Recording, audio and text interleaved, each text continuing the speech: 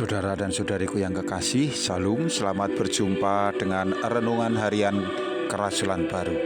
Damai sejahtera Tuhan Yesus Kristus menyertai kita.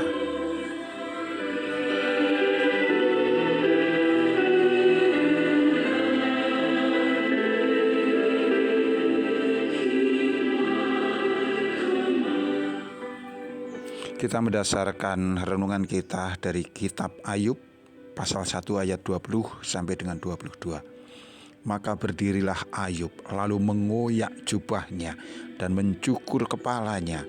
Kemudian sujudlah ia dan menyembah. Katanya, dengan telanjang aku keluar dari kandungan ibuku. Dengan telanjang juga aku akan kembali ke dalamnya. Tuhan yang memberi, Tuhan yang mengambil, terpujilah nama Tuhan. Dalam kesemuanya itu, Ayub tidak berbuat dosa dan tidak menuduh Allah berbuat kurang patut.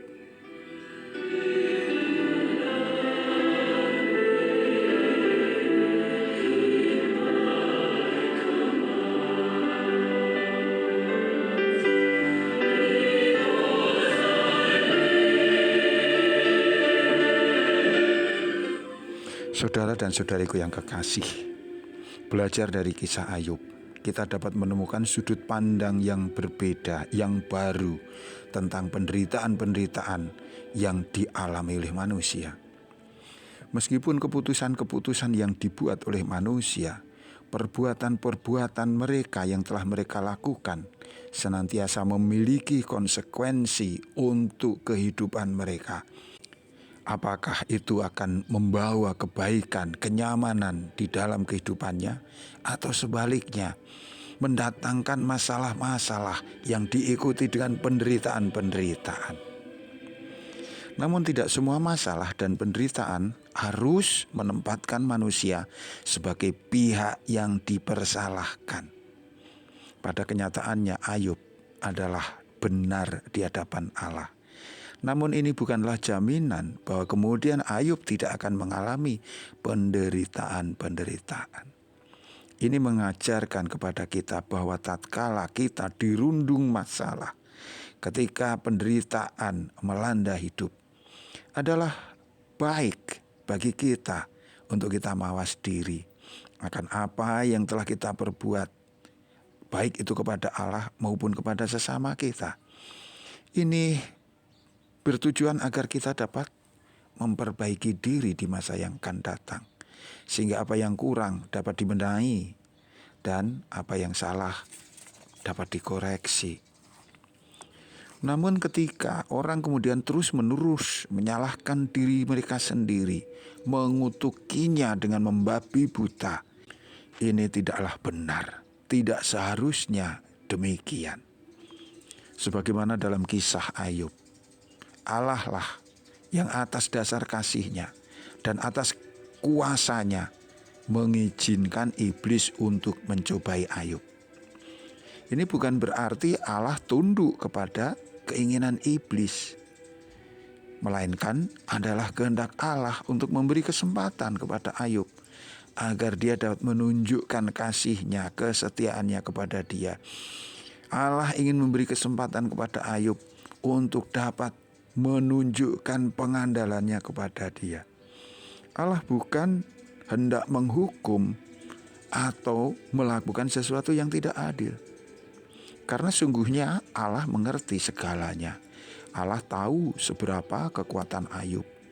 Allah mengerti sejauh mana daya tahan Ayub terhadap serangan iblis. Allah menjamin Ayub mampu mengatasi pencobaan-pencobaan itu. Dan kemudian ini terbukti sebagaimana ungkapan kepasrahan dan juga pengandalan Ayub yang sangat terkenal, yang luar biasa itu, di mana ia mengatakan Tuhan yang memberi, Tuhan yang mengambil, terpujilah nama Tuhan. Ini sungguh luar biasa bahwa di dalam kepahitan, yang seketika, yang mendadak datang mendera, yang mengubah keadaan yang semula baik-baik saja menjadi hancur lebur, menjadi berantakan, menjadi mengerikan.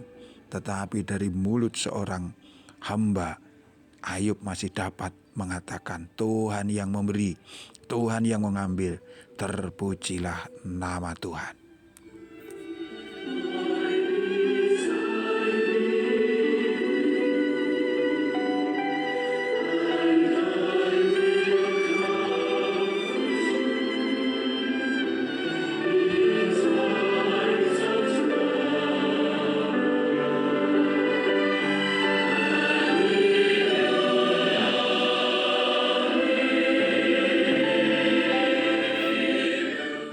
Saudaraku yang dikasihi Tuhan, seringkali hidup manusia menjadi sedemikian pahit. Orang menjadi tidak bisa lagi mengerti apa yang harus diperbuat. Dalam situasi yang demikian, masa depan menjadi gelap dan tidak pasti. Menyalahkan diri sendiri mungkin itu manusiawi, namun hendaklah itu sebatas untuk menuntun kita kepada pertobatan. Dan setelahnya haruslah kita memandang kepada Allah. Allah mengasihi pendosa yang ingin kembali kepada Dia. Allah menunggu saat di mana kita datang bersujud kepadanya di dalam penyesalan kita. Selebihnya ingatlah selalu bahwa Allah adalah pemurah. Ia bukan hanya sedia mengampuni, melainkan juga hendak memulihkan kita.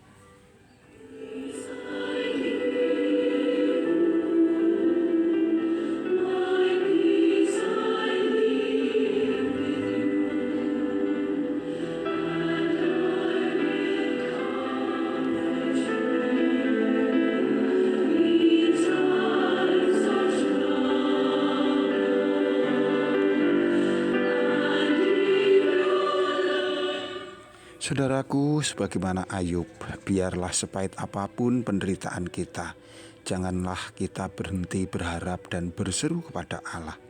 Tetaplah menyembah, karena penyembahan menuntun kita kepada kesadaran tentang jati diri kita sebagai manusia, yaitu ciptaan yang lemah dan tanpa daya. Kesadaran bahwa hanya karena anugerah Tuhan di dalam Sang Putra Yesus Kristus yang memungkinkan kita untuk dapat menjadi berkenan di hadapannya.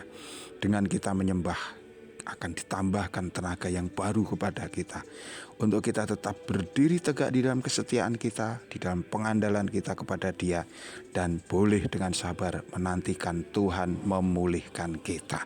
Tuhan memberkati kita. Sampai jumpa. Amin.